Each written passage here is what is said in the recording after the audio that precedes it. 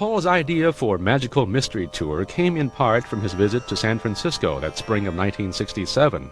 He met some of the local bands and heard about the novelist Ken Kesey's merry pranksters who traveled the West Coast in their psychedelically painted bus, taping and filming their exploits. And, as he told Paul Gambaccini in Rolling Stone magazine, in England they have these things called mystery tours, and you go on them, and you pay so much, and you don't know where you're going. Paul would come up with his own magic bus, traversing the British seaside, filming whatever happened.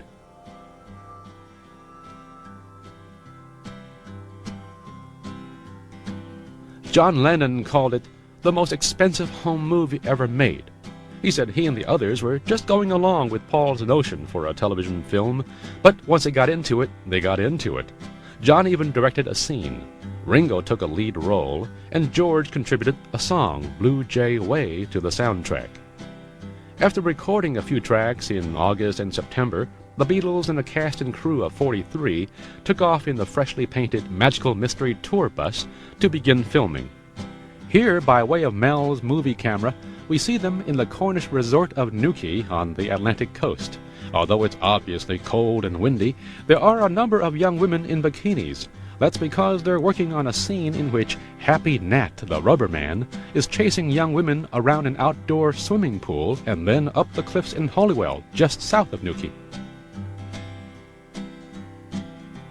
It took 2 days to reach the Atlantic coast by coach, and although the Beatles' travels were supposedly secret, fans all along their route caught wind of a Magical Mystery Tour.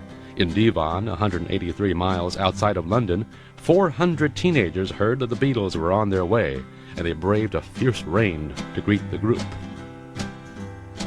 In Newquay, while assistants kept them from screaming, the fans waited and watched and were rewarded with glimpses of all the Beatles.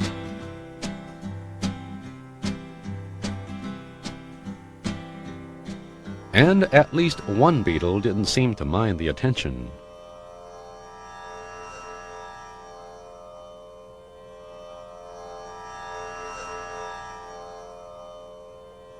After the film came out, the Beatles admitted that by and large not much happened that was magical. It was obvious that their inexperience in making a movie on their own had hurt. "I suppose," said Paul, "if you look at it from the point of view of good Boxing Day entertainment, we goofed, really." But Paul declared himself somewhat less than intimidated by his first time out behind the lenses. "It was really just like making a record album," he said. "We just got a lot of things ready and fitted them together.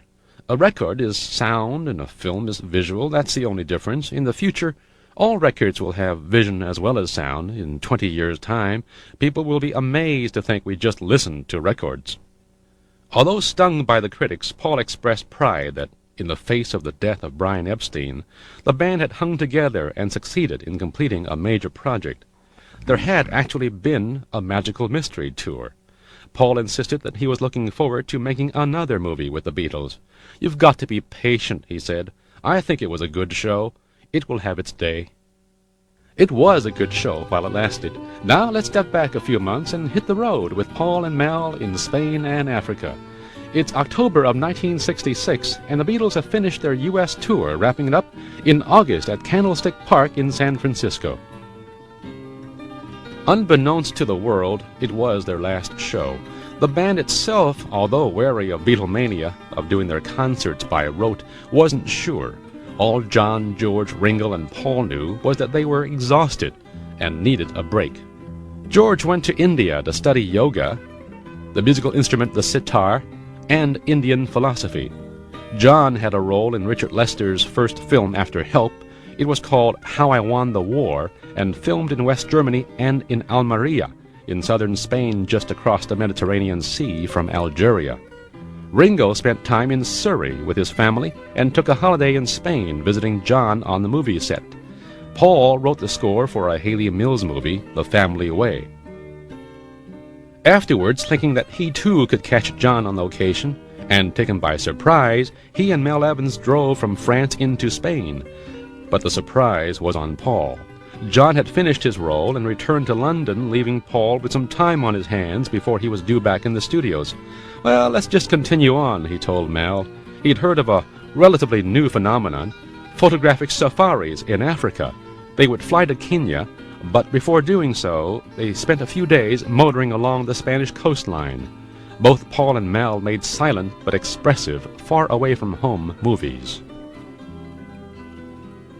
Traveling by jeep, Paul and Mel Evans soaked up the countryside. In his album Ram, Paul wrote about a dog of his that had 3 legs but couldn't run. Let's see here. 1, 2, 3, 4. Nah, wrong dog.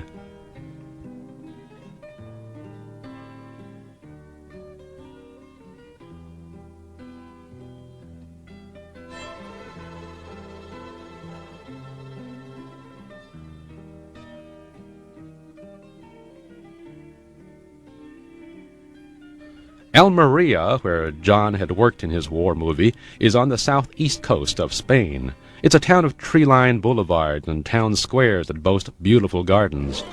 Just north is San Jose, a village close to near-deserted beaches that offer luminous skies and spectacular vistas.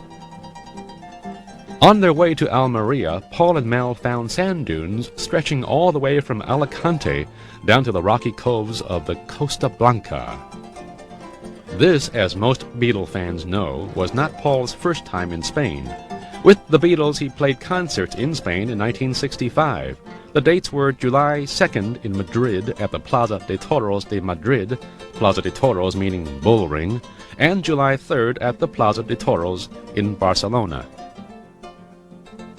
Paul and Mel were part of the tourist boom that helped pick up Spain's economy, which had been in disarray since the Spanish Civil War, which decimated the country from 1936 to 1939, and by the dictatorship of General Francisco Franco. Although Paul encountered a Spain trapped in a peasant economy and a people still awaiting the Spanish miracle that followed Franco's death and Spain's emergence into democracy and capitalism, he found the people open and engaging. In towns all along the coastline, Paul and Mel would find plazas and buildings whose architecture evoked the days of the Moors. In Almeria itself, the dominant site is the Alcazaba fortress, and below that is a cathedral whose towers give it the look of a castle. Rebuilt after an earthquake in the 1520s, the Plaza de la Catedral has a statue of San Indalecio, the town's patron saint. Here's Big Mel, as he was known in Beatles circles, just wandering around in a courtyard, quickly drawing attention from some local children. Before meeting the Beatles at the Cavern Club in Liverpool, Mel was a telephone repairman. He began working with the band when he took over one night as a driver to take the Beatles to London for a radio interview. From that time on, he was with the group until its end. Free to roam the Spanish countryside, Paul and Mel dropped in on a farm near their motel and got a chance to see how the natives lived. Paul by now had a 5-story Victorian house in St. John's Wood, a house Jane Asher found for him.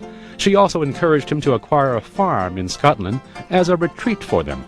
Despite the peace they found at High Park Farm, they broke up in 1968. They remained friends, and Jane continued to act on stage, on television, and on film.